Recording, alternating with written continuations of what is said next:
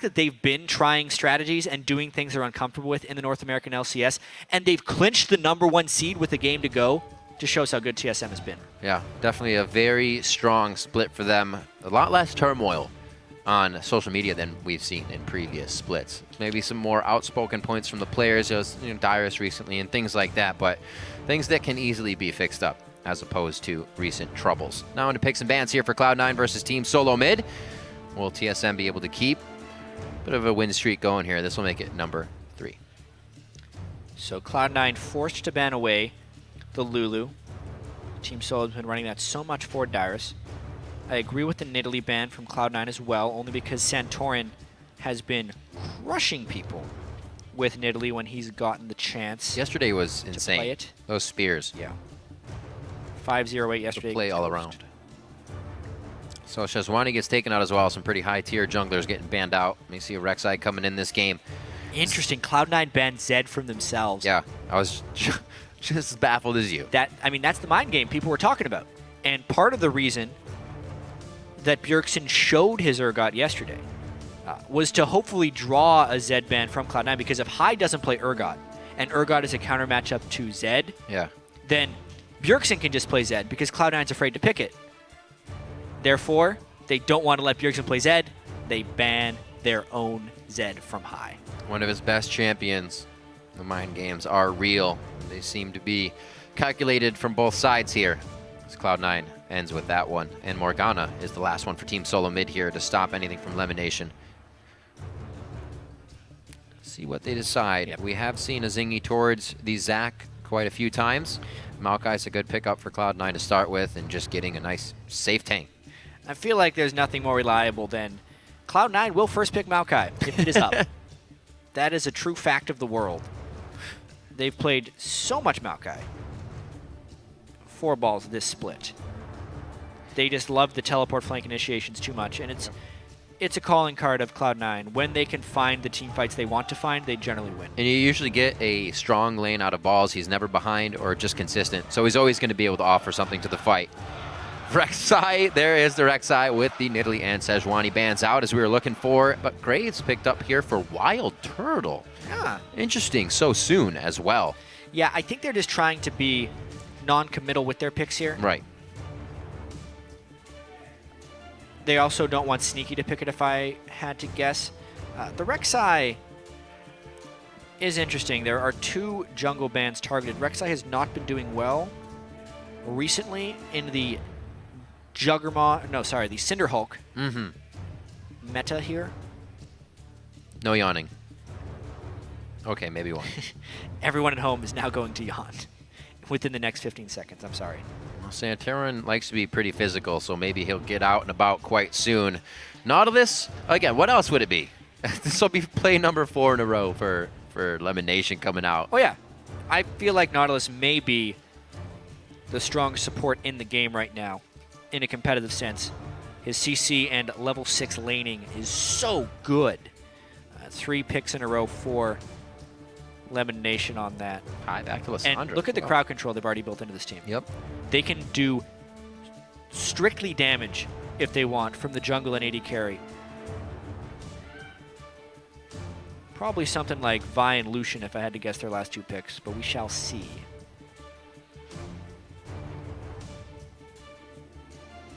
Very slow champion. TSM is still free to do whatever they want. Yep.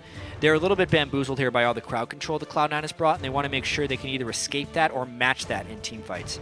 And this is going to be a very CC-focused game. Yeah. Maybe that Cho'Gath Do it? may. All right, so they're going to lock in the Kennen and the Cho'Gath.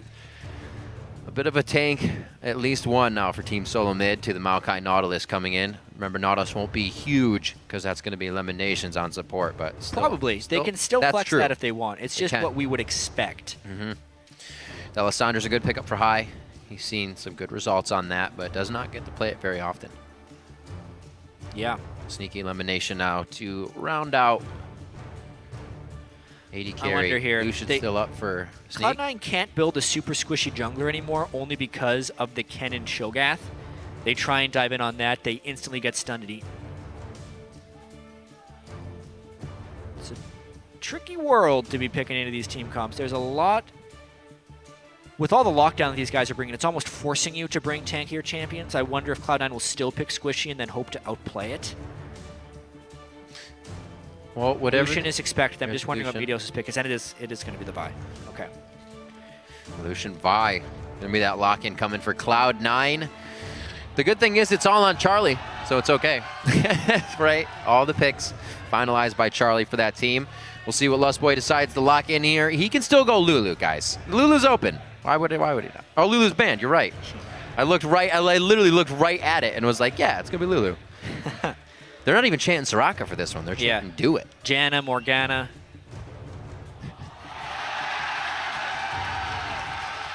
Of course. Who would not play to the crowd? The turtle smile. It doesn't even faze him. He's like, ha ha. Ah, yes, I'm Lustboy. Turtle loves it. Turtle loves it to every extent.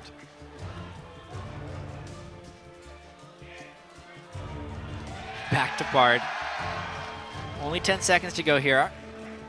Such an emotional roller coaster. More CC. More Let's go. CC. Why not? Tanks and crowd control. Ooh, the boo. These teams are getting ready to fight. I'm ready for it. Cloud9, we know them to be a very big fighting team. I feel like Team SoloMid's a little bit more calculated in that adjustment. Seriously, these and how to figure out the fights, but it looks like teams are going hard. In from both sides this time. Oh my god. The matchup here. There are 8 champions that have strong crowd control in this game.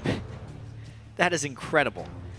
Lissandra, Maokai, and Nautilus, if you're just looking at the Cloud9 side, are 3 of the highest crowd control for the role you can pick in the game. Yeah. Vi as well, as far as single target lockdown, is huge. And you go over on TSM, and it's kind of similar, just not quite as much. This is going to be a very explosive teamfight phase. Well, I think it's safe to say if one person gets caught, they are going to die this game. There's really nothing else to save you in terms of that Lulu ultimate or extra stats to come in. Well. No, Lemon, you can't have that. Just make Loco stand there. Sure, man.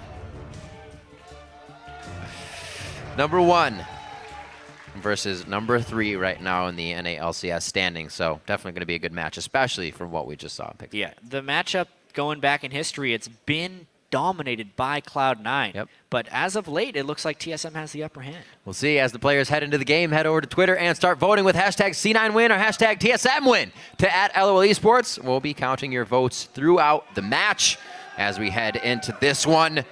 I'm sure TSM's glad they're not seeing high on Teemo in the mid lane. Always a bit of a nightmare that they live with in this matchup.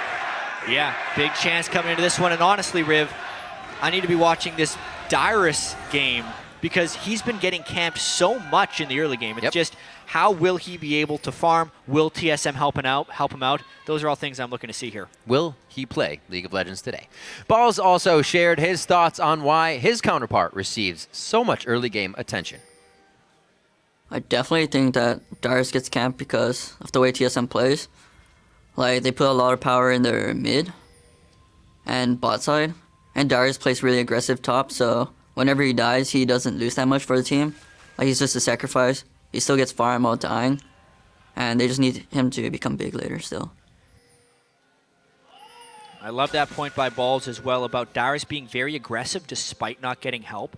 It often leads to Darius' death, but it keeps his gold per minute up, and it keeps his CS up, which overall increases the pressure TSM has on the map, because think of it in the larger picture. TSM wants their mid laner and AD carry to do well, and they consistently gank for that lane. So the way you would want to counter that as a team is to move your own jungler there and try and counter gank. But if Darius is constantly putting himself in positions to get ganked, and it almost forces the other jungler to gank Darius, which means that TSM has 4v3 advantages on other parts of the map almost permanently in games where Darius is getting killed. It's a really hard strategy to play against because you want to punish Darius, but you also want to counter TSM strategy, and you can't do both at once. It's the mind games. It seems like Darius doesn't like it, but he knows what he's doing. They're like, just keep playing aggressive. They'll want to focus you, and we're good to go. Nobody's figured it out yet. We'll see what happens here coming into this. Lustboy getting his roam on. He's got his moving sandals. So close. Looks like he's just going to get a little bit of vision out of that. The ping goes down. He knows they're going to be representing top lane. Elimination and Sneaky. So we get another matched up game. Ooh. Be very interesting. Cloud9 has a pretty big edge in this lane, actually. Wild Turtle was sitting there to freeze while Cloud9 was getting the Gromp. No early jungle camp taken by TSM, and only 3 minions lost in the lane, meaning Cloud9 hits level 2 substantially earlier. And we all know about Lucian and his level 2 power spike. There it is already.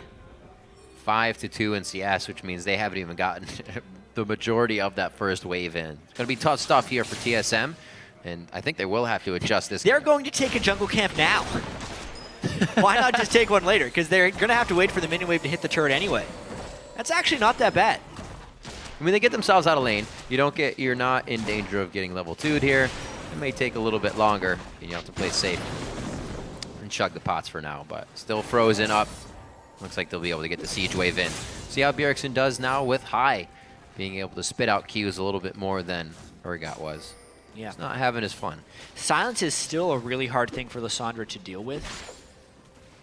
It's hard for most champions to deal with, honestly, not being able to cast spells for 2.5 seconds. Yeah. Especially when you haven't played with it for a while. And we heard this in the past, actually, from Afferman when we asked him why he picked Blitzcrank. And he says there's actually not many champions that have silences anymore. Caston lost his, LeBlanc lost hers. Yet, there's still a 2.5 second AoE silence on Cho'Gath, the best silence in the game. Imagine if you actually just played Blitz and Cho'Gath. That person that gets pulled, they can't speak for days. That's pain. Yeah. Silent pain.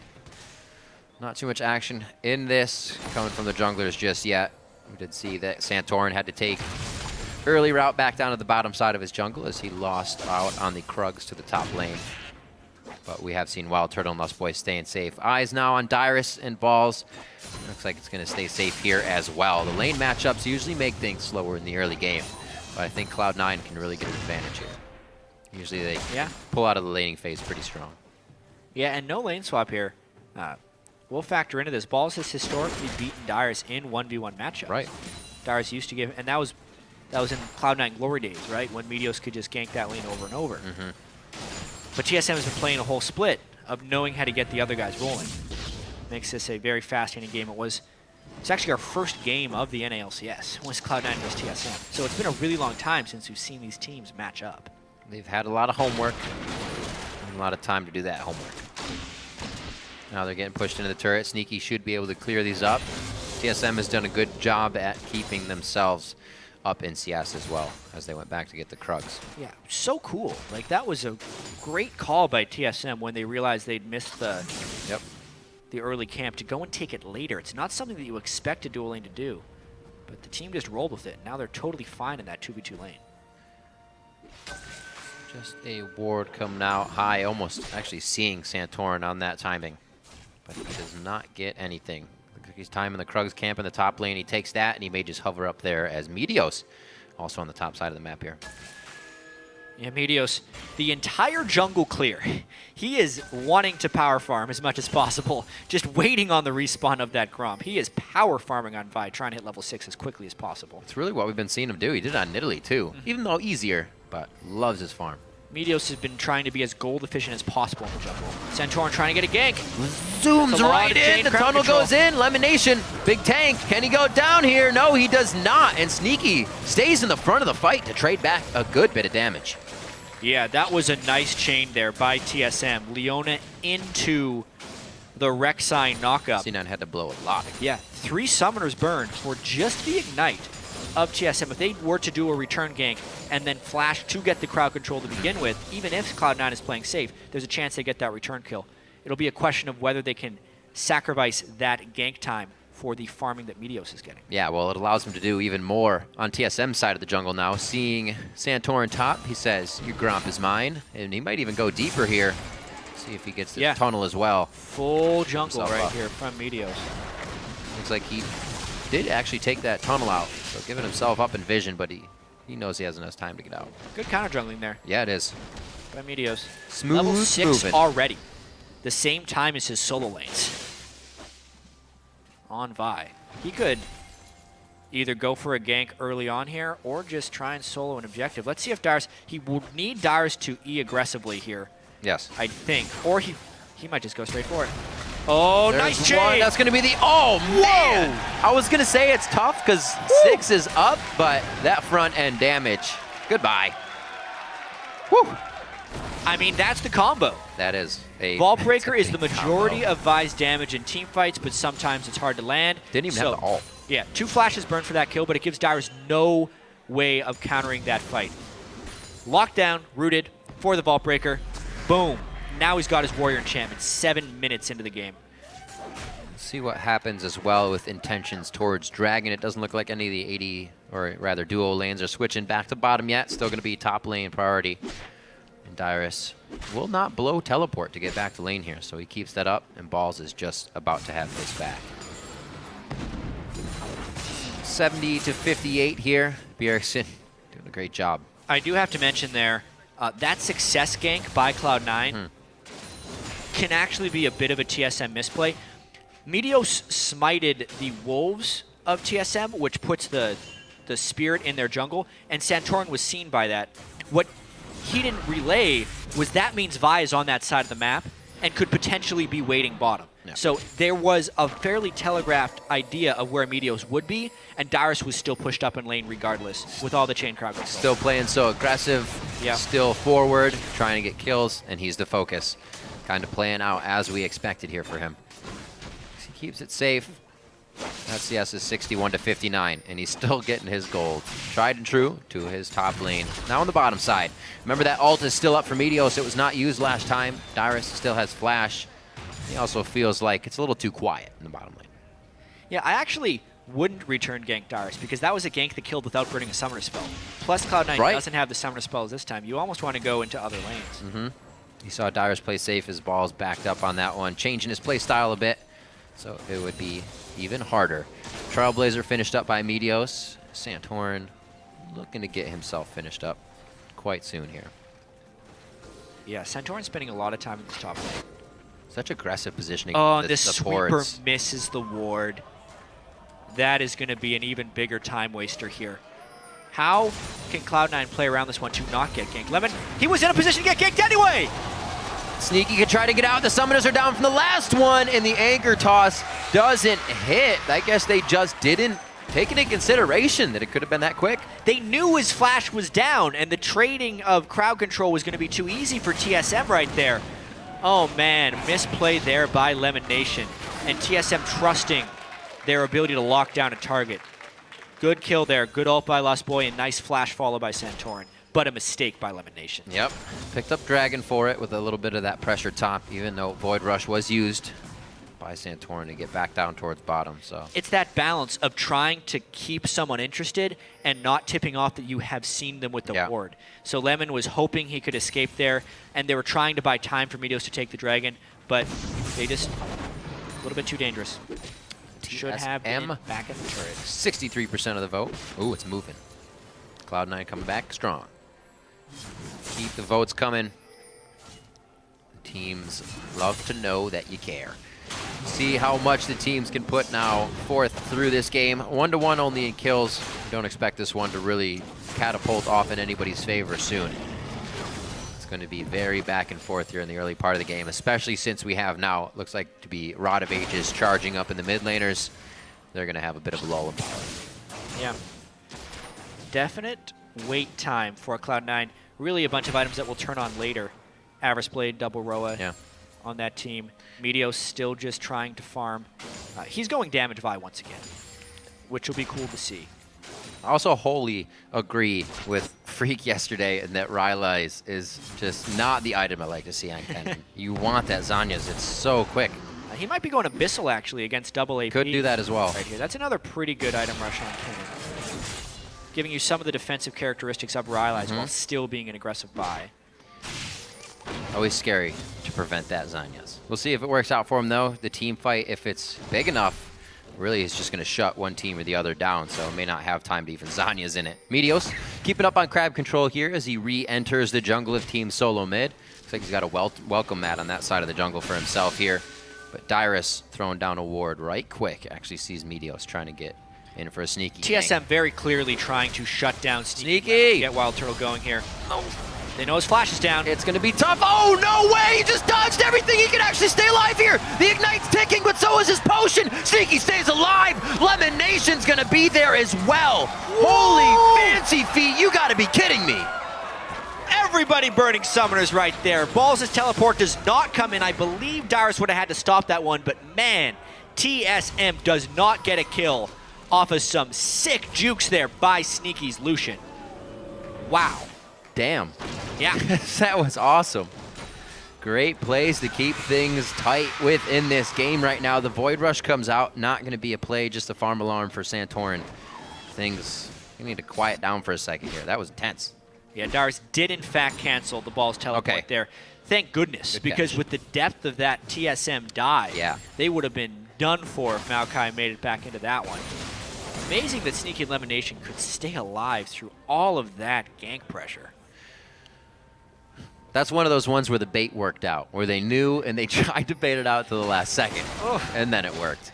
Meteos Raptor buff clearing out some deep vision here. The team SoloMid's trying to get in. As some of these ganks aren't working, they're going for some different paths and may not even get to steal on this red here. Oh, yeah, well, he should get it. Meteos there, but the problem is, High is called MIA in the mid lane, so Meteos would run into 2 people and probably die. You saw him turn around there, yeah. That was actually the opposite of what you would normally see of Santorin helping Bjergsen. That was Bjergsen helping Santorin. Lust Boy not trying for anything, just getting wards down. But again, Lemon Nation taking up aggressive positioning in the brush. Lust Boy doing it previously, but only when they have the help of Santorin, really changing their playstyle up in lane. And Sneaky and Lemon Nation, if pretty much with wards or not, have been able to calculate most of those. It's amazing they're up in farm. Yeah. With all the attention Santorin has given that lane. Bjergsen is just straight up winning the mid lane as Cho'Gath against Cassandra. Seems to be a tough lane to win overall when you're playing against the Cho'Gath. Yeah. Cho'Gath so much brute super force. Strong laner, especially with Rod of Ages. A lot of times you'll see Morellonomicon because he already has such good sustain. Yeah. You just double that up when you do Rod of Ages. It's nearly 3,000 health that Bjergsen has already. You're not bursting that as the Sun. 6 stacks. That goes down if you're eating the minions, so you can get them even faster. Yeah, that's absurd. It takes so long for High rather to even get hits onto Bjergsen. Back to the I want to talk about Meteos again, though. He's gone for the upgraded yellow trinket once again. It's what he has been doing. Instead of going sweeper, he tries to rush level 9 as quickly as possible so he can upgrade. And he's gone full farm mode up until this point. Now he's trying to get ganks, but it's very clear this game the junglers are not interested in interacting with each other. Santorin going for the 80 carries, Meteos going for the tank.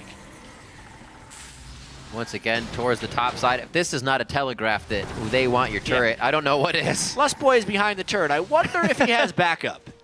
So with that Praise Seeker coming out as well, they kind of know, but there's not much that TSM can do with it, with the wave being pushed towards the river area. Looks like they just kind of hold out. Well, meanwhile, while they're holding out, Meteos and Maokai have such pressure down in that bottom lane. Darius just had to back away. He knew what happened last time, and there's only been more damage on Meteos since then. If it doesn't work with a few people, bring more people.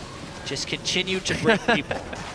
They had enough pressure on that side of the jungle that Sneaky and Lemon Nation, no, they can't approach the turret. Yeah, Wild Turtle's finally able to get that with an entire cavalry just below him. Honestly, the same play on both sides, but because Cloud9 initiated earlier, they might get the mid lane turret off this as well. TSM brought too many people. Therefore, they were missing them in the mid lane. Too many cooks. Too many cooks, Jet. Far too many cooks. 16 on the clock. Finally, another turret goes down for Cloud9. They get, oh, wait a minute, Lust Boy, he's going to be going down. Woo! There's going to be a lot of that this game. Whoever gets caught will die. Yeah. There's so much CC to lock down that target. Remember that crowd control we were talking about? Meteos hasn't even had to use his ultimate. They have an excess of crowd control right now. The surplus is real. Here we go on 17 minutes. Cloud9, Meteos able to grab this first dragon on a Santorin gank towards the top side. Now with the team, grabbing number 2 on the exact time, just about 6 minutes later. 2 there, 2 in the realm of turrets as well, and a 2,000 gold lead. All about 2s right now in this second game of C9 versus TSM. Yep, and honestly, this is Cloud9 just preying on what TSM does each game. They know that TSM has bot and mid lane pressure. So Santorin has only existed on that side of the map where his dual lane and his mid laner is, whereas Meteos has said, all right, you're really good at that game.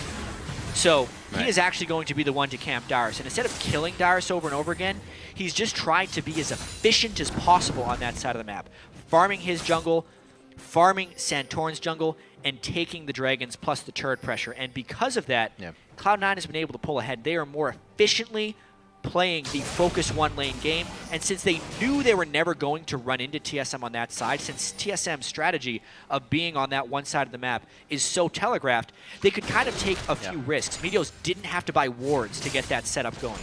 He could just freely go into that side of the map. And there you go, 2,000 gold lead. He also, again, is going full damage. Going to go for that Hex Drinker next, it looks like, with the help of Balls, taking the Aegis onto himself for that magic resistance they're going to be needing for Bjergsen and both Darius. Actually, quite a bit of AP coming from that team. So that will help in their situational building. We all know that Meteos loves to just go for full damage. Bjergsen, Balls in the bottom lane, back and forth on that turret. I don't think they're going to be doing too much damage to each other, or the turret for that matter, as top gets taken down by Cloud9. They are really starting to move their map control far up into the side of TSM, but this is where it gets tough. TSM would need some split push pressure right now. Normally that would be Bjergsen on Zed, but Cho'Gath, while he can be unmovable in lane, is bad at moving lanes. So his turret killing is very suboptimal, whereas Lucian, one of the best turret killers in the game. Yep, getting those double shots out, making sure. Oh, what a nice death charge immediately onto Dyrus. He couldn't even reach Sneaky. Maybe if he's Anya's, he would have stayed in place, but that's not a chance. 4 turrets to 1 here for Cloud9, really winning the pressure game here against TSM. And the actual turret pushes that TSM have are few and far between. They need the team fights, but they're getting beaten in the push game. See what happens. Bottom lane needs to be pushed up, but something Team SoloMid could probably get and get a little bit of gold to the team. That top turret is the only thing they've been able to find going down. And Cloud9, as they move the turrets up, they move the wards up immediately. Everything's working out nicely. Yeah, look at all the wards Cloud9 has now. Especially if they upgrade another yellow trinket. They will just continue to come back. I'm a big fan of what Cloud9 is doing right here. And I talked a little bit with the other casters about how this could be happening more and more in League of Legends because it has its own strengths and weaknesses. So if you go double yellow trinket and pink wards, you get a cheaper form of vision control and vision denial. You get so many wards. Every 60 seconds, I believe, you get another ward with that greater stealth totem, which is basically like having a sight on all those guys, but for 250 gold. If you think about the total number of wards you get out of the game. But you don't get the sweeper, therefore you buy more pink wards.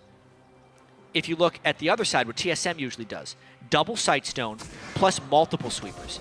It is a more complete form of vision denial because you can also buy pink wards on top of that, but it's substantially more expensive. They had to invest in the sightstones, they have to invest in the green wards since they don't have any green ward droppers, and they have to invest in the pink wards. So basically, if Cloud9 is using their bodies to push back TSM, and they're okay with walking through a few wards, but more concerned with being spotted, or sorry, they're more concerned about spotting TSM. It's the vastly gold-efficient version of vision control, and it's something that Cloud9 does that many teams do not, is the upgraded yellow trinket. All those upgraded yellow trinkets have been finding their way into the side of Team SoloMid. Meteos, one of the big proponents of that. Even if he's not on somebody like Vi that can get around the jungle, usually we'll see him with Lemon Nation on Thresh, lanterning him out of scary situations when trying to place those deep wards. So only facilitating himself more to do that on that champion that can hop over walls. Balls now to clean up the bottom lane. Cloud9 knowing that they need to take a breather here, clean this up a bit. They do have power in mid though. If I was going to say if the teleport needs to come in, but they don't have that advantage right now. You got to be careful. And it's the turrets that are giving it to him. It's that 5,000 gold game. It's going to be tricky for TSM to come back here because both teams have such great catch potential. It's on TSM to catch Cloud9 before they can group up, which is difficult because Cloud9 has placed so many deep wards into TSM's jungle. It's going to be very tricky for TSM to actually win this one. Dyrus now going to be forced to be even farther out. He does have one ward for himself here. And the teleport up for the bottom lane. We may see actually a bit of a collapse going towards Bjergsen, or at least that side of the jungle, to make sure there's a wall between these two sets of champions on Team SoloMid. Yeah. I think they're going to notice it as well. TSM can only play this game for so long because they're going with the more expensive form of vision control, which they need to in order to clear Cloud9's wards and actually get a catch. But if they don't do that, Cloud9 will just continue to pull farther and farther ahead. Right. They haven't been able to clear enough of the wards, even with pinks and 3 sweepers plus 1 upgraded sweeper.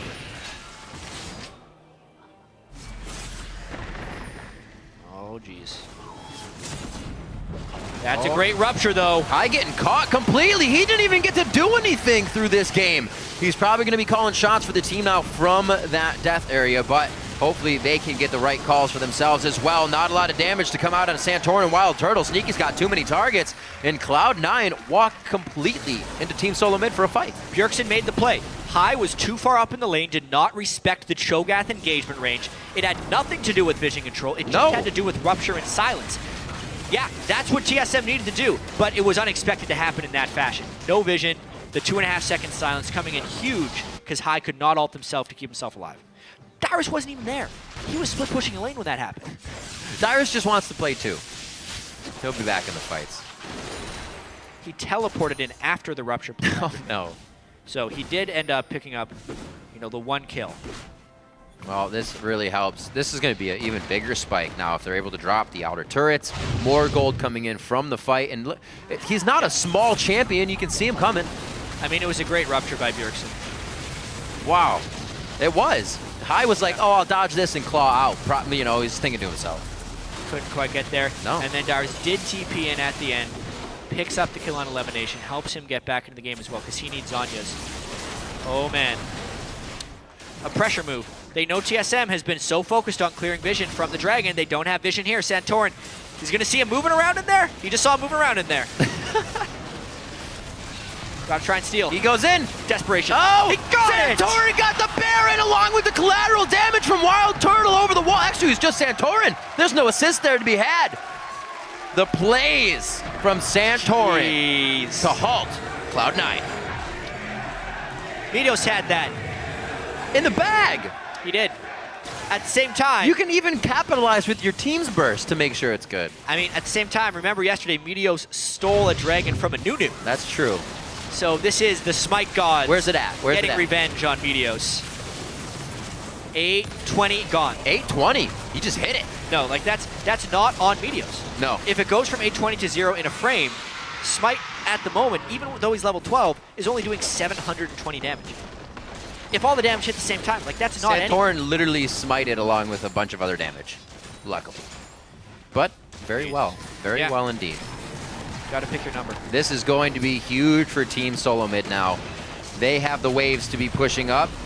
Ball's trying to do a little bit of initiation. If they can actually win a fight, they can take so much out of this. They're even in gold. They were down 5,000 gold, Riv. It doesn't take very much They when you know what to do. back. They took the Baron. All started with that one rupture, but honestly, Santorin getting the smite. The Smite God's taking vengeance on Meteos for his steal yesterday on a Nunu, which should not happen.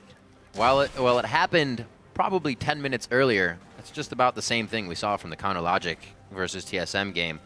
One big fight to swing the game back from Team SoloMid when they were down. Something they can always find. Dyrus, yeah, that always feels good. You know, it feels wave clear. He's going to be hitting his Zanya's Hourglass power spike shortly. Bjergsen is sitting at a huge amount of CDR right now. There's that He's Hourglass. 32.5% with his Morellonomicon and his Glacial Shroud, plus 316 AP on Cho'Gath. So Cho'Gath becoming very big. Phantom Dancer completed by Wild Turtle. They're hitting those item power spikes that they were nowhere close to. So now if they actually get a full team fight that doesn't even start with a catch, they'd have a chance, which really diminishes Cloud9's ability to bully and get deep wards. safe enough to have Wild Turtle push his top lane quite far out. No wards even towards this top side of the map. Really relying on all the wards in mid right now to see where Cloud9 is from Team SoloMid.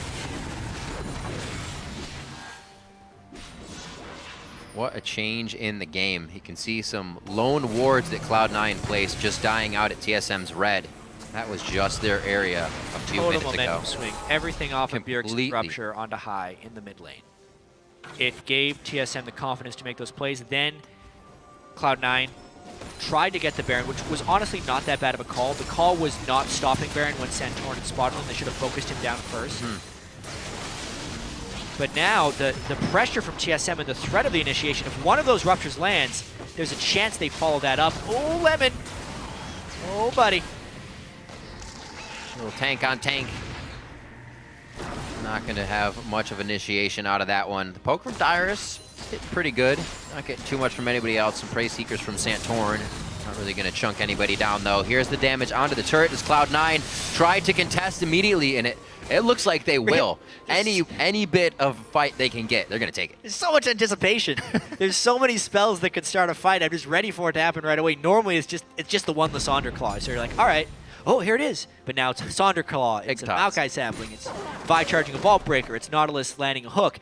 It's a Rupture. It's Leona. It's everything that can start these fights.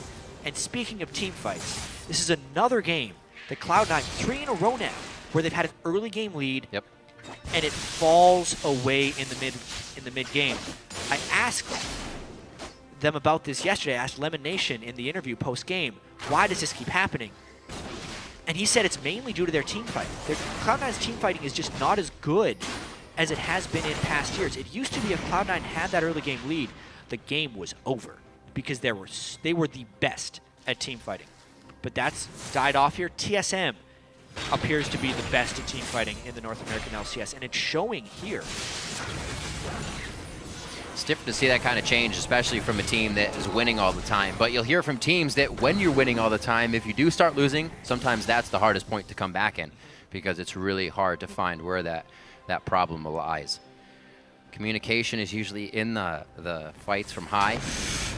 There's the flash from Meteos. That would have been another catch from Bjergsen's Rupture. They try to get in the side here. Sneaky is way out of position. He's got to be very careful, but he is offering Bjergsen a lot more in the trade back. Dyrus has the Zanyas, uses it with a bit of focus there from Cloud9, so they have to calculate in where they want to go next. He goes down. Lemonation's in with Meteos, but he can't offer too much. Balls tanking up the back 4 in the line. Wild Turtle to the backside, though. Now on to high. That's going to be a double kill. Turtle's going huge as he puts on the shell here with the help of Santorin. Tries to get the true get and quick draw away from the fight, and it will be enough. That's the triple. Looking for the quadra. He gets taken down finally. There's just too much tank to be had. And it looks like Balls will try to chase down Santorin. He'll have the speed shrine buff. The tunnel over the wall, and the fight is over with just Santorin standing.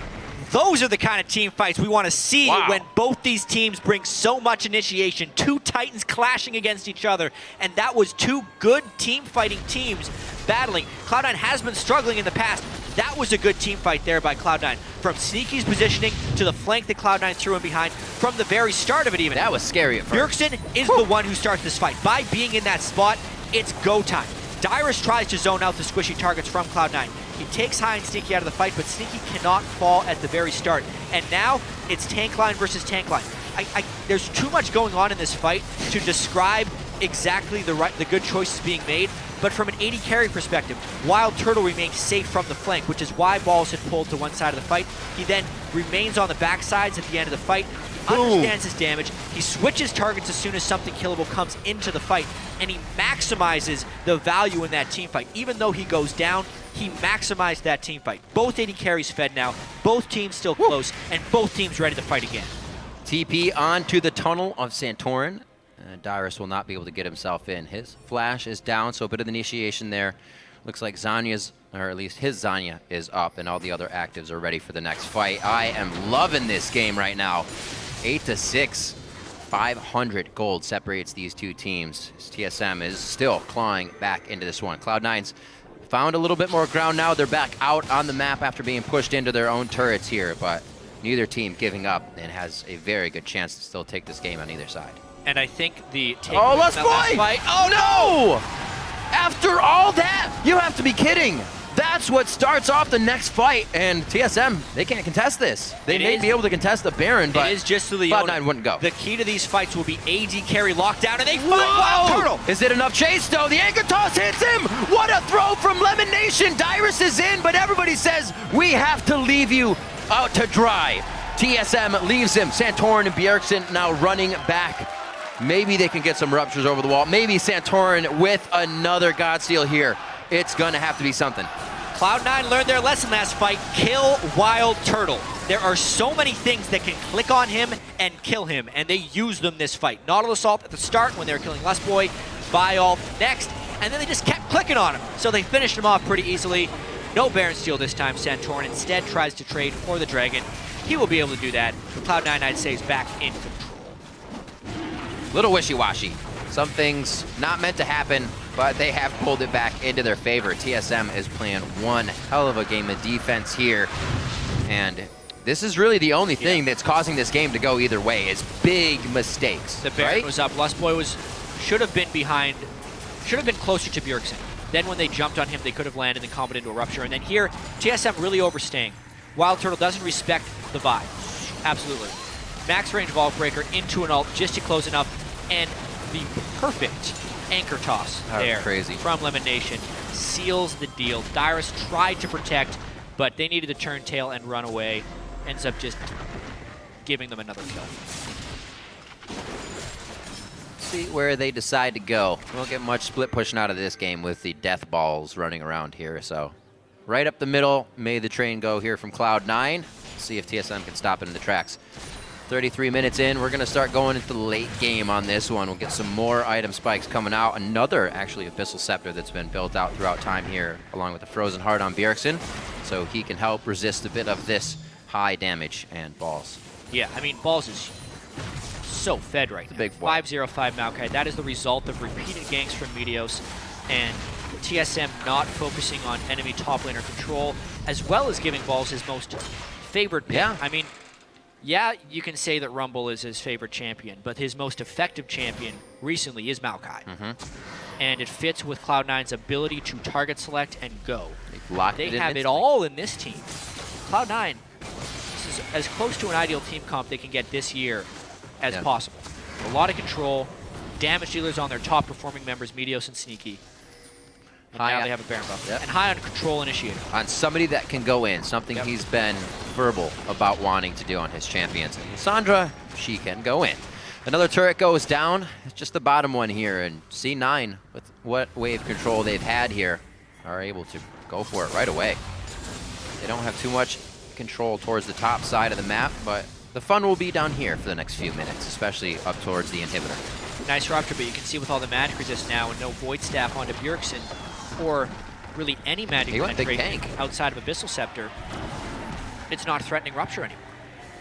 This actually just makes TSM's damage dealers one. They have one real damage dealer, a one threat comp. It's Wild Turtle, and that's just not enough when Cloud9 has so many things they can click on. If that minion. I'm wondering if Balls just decides to dive the turret straight away. A lot of level 17s here. And it looks like they're going to hold off for just a second on the side of Team SoloMid. So Cloud9 get what they want. The last turret of the game that is outside of the base of Team SoloMid here.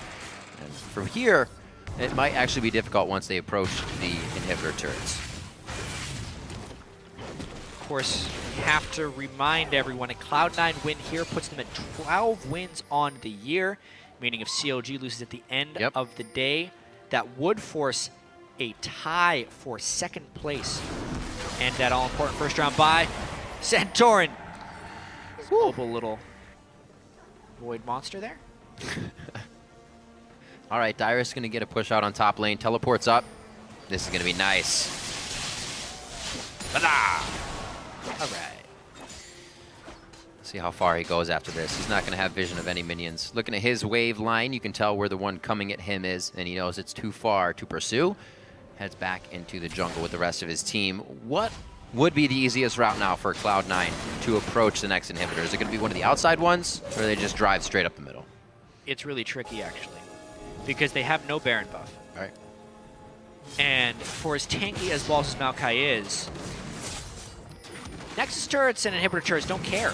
They have over 80% armor and magic penetration to just crush anyone who tries to dive them. Therefore, Cloud9 has to wait on the next Baron at least. Maybe even do a banner of command minion, so Graves is the only one that can kill it. But they have no one that can build that item, so scratch that. Then you're thinking the other plan is 5 dragons. Well, they only have 2 dragons. It would be 18 minutes. Well, 13 minutes until they get another dragon, but that's 50 minutes in before they can get 5 dragons. So the hope is that they ward up the jungle and catch TSM while trying to get one of these objectives. But all the while they're doing that, TSM has just as much catch too. So Cloud9 has to be very careful, because with the mid lane turret penetration that TSM has being down to really the only inhibitor defending turret, TSM is just as in this game as Cloud9 is. Cloud9 has the pressure edge, and if they meet the 5v5 that is clean, Cloud9 will win. But TSM still has a ton of catch potential, and they know the win conditions of Cloud9 are so far away. Even more so, the Righteous Glories now for either team, which work funnily without any extra speed ups, because if you use it at one team and you want to get away, it's not going to work if you're not running at the teammate. Or your opponents, I should say. Everybody go in. Everybody's got to go in. Also see the elixirs coming out for both sides as well. Which is probably the real win condition for Cloud9 here, is catching TSM trying to also win. Because if TSM just farms this one out, it goes at least 50 minutes. The win condition is win. Sneaky has built himself a Blade of the Rune King to try and chew through Bjergsen here. Maybe have sold his boots to do so, as he's on level 1s there. Yeah, he's never upgraded his boots this whole game. He's just trying to get to big item thresholds. Once again, not enough damage. Bjergsen trying to go in. He gets locked down. Bjergsen's going to get hit here. He still has a bit of resistances, so it takes them a little bit. Dyrus, can he even get the ult off? The Zhonya's goes off, but it's not even enough crowd control for everybody to follow up. That's the big deal. There's no follow-up for TSM there. It was for Cloud9. TSM was not strong enough to deal with a full 5v5 team fight, and Dyrus wasn't even there. Nope. Bjergsen gets bursted down after he lands a Rupture. Dyrus gets ulted by Vi before he can make it in for a team fight. And now Cloud9 look to take inhibitors, maybe the game. That was High's payback onto Bjergsen for the last mid fight where he caught him on the Rupture Silence. A little bit of his own medicine there to take him down. Still, just about 20 seconds on these timers, Jad. They could make a dent on the base here. Yeah, I think they can end it right here. They go for Wild Turtle. Oh, so far back. He stays out of the Fountain Laser. Will he still be able to get the kill? He will not. Healing up with the home guards on. Actually, no home guards for Turtle right now. He just bought them, but it's a little, too late. And it's going to be Cloud9 taking down Team SoloMid. Wow, Cloud9 keeps their dreams of a playoff bye alive. Hot damn. Amazing to What a think. game. Cloud9 has struggled so heavily this split. At least that's what it looks like from the outside. But that's because perfection is the only acceptable result for Cloud9 in the North American LCS. They are still 12-6. They win 2/3 of their matches in this league. And because of that, it is still possible for them to finish the regular season in second place, only 1 game back. Oh, the bye means so much. So much. Very happy with that game. Probably not the mid phase. We saw TSM showing a lot of those bright spots that they show every game when they're behind, that they can come back, that it's still going to be hard to take them down. And sometimes TSM do that in a way where they can sit back and figure out what you're doing and then just turn it against you. Here, both teams were kind of always forced into making it right and fixing it. And a couple things went wrong for TSM that game. One, Dyrus fell back in that game pretty heavily. That was because of Cloud9's focus. Yeah. But then, Bjergsen on Cho'Gath, building the Frozen Heart instead of a Death Cap to reduce his damage and not building any real magic penetration, turned him into utility champion, which would mean they need a second damage threat, and that would have to be Dyrus. But they didn't strategize their game to make Dyrus a second damage threat. Therefore, Wild Turtle was the only one that could do damage. Cloud9 had enough single target CC that they could just click on Wild Turtle and take him out of fights, and TSM ended up with a one-threat team against a bunch of divers. That is never going to work. Something that was good. Kiwi. What are you doing here, man? He's like, I want to set up. Good job. I just want to say good job, man. Yeah, support love. Hugging everybody this week. Hi, it was good to see being the shot caller, having a lot of stress on him lately, and pretty much being the one that for lack of a better word, to throw the middle part of that game with getting caught to still be able to come back, still be able to make plays, and actually make the pivotal play that caught Bjergsen out there. Yeah, that was a game where Cloud9 had a 5,000 goal lead in the mid-game, lost it, and then came back again with more strong team fight play. So it's kind of a, you take your wins with your losses in that one. They showed some really nice comeback mechanisms. They proved to themselves that they can team fight, but they also show that they're still not the Cloud9 they want to be. They threw a lead. Yeah. That can't happen if they want to make it to their eventual goal of even winning North American LCS, making it to MSI. Those things are all still possibilities for them, especially if they can beat the #1 team in North America. Well, it seems like what they did, especially with banning Zed on their own side, did pay off in Champion Select there. Bit of a mind game of their own. So for more on that match, let's throw it over to Freak, who's standing by with Cloud9's AD carry. Feels good. Yeah. Thank you very much, Riv. Once again, great cast from you today so far. I'm here with Sneaky, who in my opinion had the best game I've seen of you all split. Up against TSM, no less, probably your biggest rivals in North America. Did you feel anything special coming into this game? I was a little bit more nervous than usual because I didn't get as much practice time. I think we're rushed because of the tiebreaker games. I didn't get to go and do my practice game and throw attacks at minions and kill bots. So I was a little bit more nervous than usual. And it seems like, even though you were nervous in this game, they threw everything but the kitchen sink at you, like 17 million ganks top lane, like flashing away from a Cho'Gath. Like, how did you manage to like kind of stay up in a game where you're one of the primary targets from the enemy team? Well, even though we were getting a lot of focus top, I had Avarice Blade, which means that every time we're farming against their bot lane, we were winning out, and he didn't have it. So I got my last Whisper when he finishes PD. So I had a pretty big item advantage. I don't know, we just have to make sure that we're not dying to all the ganks. I think Lemon died to one. Yeah, Lemon died once to all of the ganks, which is really good for how much pressure they're putting on us. So we played it pretty well. So Lemon's a feeder, got it. I appreciate that one.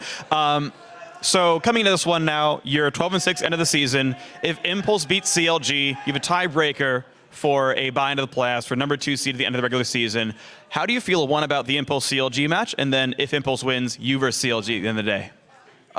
I think it could go either way. Impulse has pulled out some interesting strats with, I guess, Karthus was one of their main ones that destroyed me in Liquid. So maybe they'll whip out something new like that against CLG and win the game, and that'll hopefully help us win ours. How do you feel about CLG then? You fighting them maybe? Well, we scrimmed them a good amount this week. I don't know. I keep looking at the mid-champion pools, and it's so weird right now. There's Corki mid, there's Urgot, there's Cho'Gath. I don't even know what to think anymore. Like, this game has totally changed. Yeah, it's been a whole bunch of fun kind of watching you guys adapt to the game as the patches come in. So final question for you. You guys have had kind of a rocky start to the season. You seem to look really good at the end here. You beat CLG and TSM in the back half, two of your biggest rivals. How do you feel like C9 is playing heading into the playoffs? Well, our practice is definitely improving. Although we did have a bad showing at IEM, I'd say we just had a bad week. It came from the bad week of practice, and then we went on a big plane, got really bad practice there. I don't know, but we're covering pretty well. It's pretty hard because we had to go through a lot of rough patches, trying to figure out what was wrong with the team, what we could do to improve. I know we improved a lot in our scrims, just making sure they're better, making sure that we're fully looking at replays to understand what we're doing wrong and what we can do better. So I think we're doing pretty well. You think you solved those problems? Not fully, but we're getting there. All right, well, Sneaky, congratulations on the win. Thank you very much for your time. I'm going to send it to you guys at the LCS to talk about the game some more. Thank you, Freak. And Sneaky's actually the first person I want to talk about because he went off in that game. So it was very clear the two strategies from the two teams in the opening. Meteos was camping Dyrus, as usual, versus TSM, and Santorin trying to keep down Sneaky. There's a reason that we say every single split, Sneaky is this consistent performer for Cloud9. He's the backbone of this team. We saw it here. They threw everything at Sneaky. And the dodges, he barely got out so many times. They took all of that pressure. And as he said, he did it all with an Avarice Blade, staying even in CS. It was actually ridiculous to watch. Yeah, and then on the flip side of that, the pressure wasn't sticking there. He was diffusing it, and then they were applying it to Dyrus on the bottom side, and that was sticking. They killed him, they got the turret, and that was the lead that perpetuated Cloud9 into the mid game and gave them that 5K gold lead. That was really, really well played because that's all Sneaky at that point. Right, so let's talk about that lead that they secured because, as you mentioned, both teams decided to throw pressure on the opposite sides of the map. We had TSM pressuring the top side, which was the bottom lanes, and C9 pressuring the bottom side, which was the top laners. But C9 came out ahead going into the mid game. They were so good. They took advantage of a small opening that TSM gave them. When TSM also threw Bjergsen up top, they committed 4 members to one side of the map. And Cloud9, off of the back of that single move, not only did they push down bottom turret, they rotated over, got mid turret, and they were able to set up wards in the blue buff jungle of TSM for the ensuing dragon fight, which is where they got their big pick onto Lustboy, and they started snowballing. Right, yeah. So I mean, the vision that they laid down in preparation for their next step after they had just taken the outer turrets, they don't even give you a second to try and get your vision back. Lustboy constantly was having to face check things, as we saw even later into the game, and he constantly died for it. Yeah, and another thing on top of that is even when Hai got killed in the mid lane off of the Bjergsen rupture, TSM did not put themselves in the Baron at all, and it was completely blank. Cloud9 was like, we have complete vision control of this area. We're going to go do a sneaky Baron. Santorin, though, with the hero play, almost hero, almost complete hero of the game. But the fact that they were able to get in there completely undetected, and then it was TSM being like, oh, we know Cloud9. They're going to try a Baron now because they've done it the last 4 or 5 games in a row. That's something that I think TSM needs to work on their vision control when they kill somebody, because that's still an objective all on its own. The thing about that one rushing in is they have Rek'Sai on the team, and Rek'Sai is one of the best at checking brush with Prey Seeker, and the range was almost there. So I feel like that one was a bit of a shaky decision. Yeah, well, Santorin gets him back into the game with the first Baron steal, right? They basically equalized the gold. Now, the big thing is, though, the second Baron setup by Cloud9 was very smart in that they had already proven to TSM they were willing to start a Baron, and they're willing to fight around it. So instead, knowing that there's a lack of vision on the side of TSM, they set up their vision, stand in the brush. And as you said, yes, there's the possibility of Prey Seeker checking those bushes before they go running. The range, I can see the range indicator. Now, he might have just used it on the mid lane brush, so he may have just used it to check that one because there's multiple ones. Well, we have the replay, so let's pull it up and let's find out. As I know you want to get to the bottom of this. Well, they swept it. They put a pink ward in there, and then they continue to just push through, but they're just camping this bush. They have no vision control there, and that's the big thing for TSM is they put all their wards on the bottom side of the map. All the Rek'Sai tunnels are on the bottom side of the map towards the dragon. So as we start rolling through this clip, you're going to see the dive coming out here. They immediately go after Lustboy just because he's the one in the front. Santorin actually just walks up and tries to be a big help, but Wild Turtle, after the previous fight, they're like, Wild Turtle has to be the focus. They clear the pink ward, and here's the thing, TSM doesn't, they know, because they got a ward in that pixel brush, that they didn't retreat. So Wild Turtle gets split off from the team, and his positioning here is what causes this team fight to go Cloud9's way. He is completely out of position. He went for CS in the mid lane. He tried to walk up and get 2 CS, and it cost him because he got split from the team. Yeah, fantastic capitalization there by Cloud9 after the initial pick on Leona, resetting, right? Not rushing through and trying to take the fight through the Kennen ult. They waited until Wild Turtle missed position to follow up on that. And that's kind of what the last thing I want to touch on is that TSM started to look really shaky and break down there at the end of the game.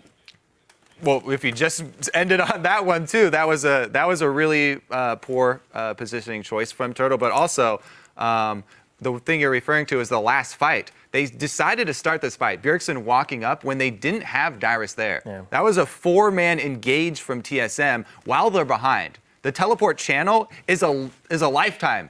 When you're this late in the game, you can't afford to wait for the Kennen to teleport in. One thing though, you're running right by. Sorry. Speed, I wanted to also touch on one more thing on Sneaky. I've been singing his praises for like 2 years. He never missed position like Turtle did, and he was on brown boots, level 1 boots, the entire game up till 38 minutes. He was still on level 1 boots doing this because Cloud9 formed their team composition where they have all this CC. It's all targeted CC. It's point and click. There's no missing any of these. They've got Lissandra, Vi. All you have to do is click on the target that you want. And so Sneaky had this really forward-moving front line that was very easy for him to get behind. I have to say the other thing that I liked about Cloud9's composition is that they created a 3-threat comp by putting Meteos onto Vi and also having him build damage. They have the Lissandra, Lucian, and Vi. 3 threats, right? But on top of that, they have percent damage coming out of Vi, and even their tank in Maokai, recognizing Cho'Gath is going to get massive. On top of Rek'Sai, Leona are also both going to get pretty tanky. So they have the ability, yes, to have that forward-moving front line, but it's a threatening one. Yes, it is. And as you know, big fan of Vi. Her greatest strengths, they tried to nerf her. Her greatest strengths have always been in the late game, though, and the damage that she does. She's a tank buster inherently because of her W. Yeah. So I'm happy to see Meteos really embracing her and building damage this time, because the game that we saw just before when he was on Nunu, that was one of the things that Cloud9 really lacked. They need 3 damage sources. Well, they also need somebody who applies that early pressure, because the Nunu was just not working out for him. He's running around lanes, maxing Snowball, trying to get in, but it wasn't working out for him. All right, well, there you have it. A sweet win by Cloud9, setting up a possible 2nd seed going into the playoffs. TSM, though, they're going to need to kind of figure things out. Bjergsen actually tweeted out, well played by Cloud9. A lot to learn from this game. GG, well played, Cloud9. So implying they have some stuff they got to figure out before they move into playoffs. We do have to take a quick break while the teams prepare for our next match, Dignitas versus Team Liquid. Don't go anywhere.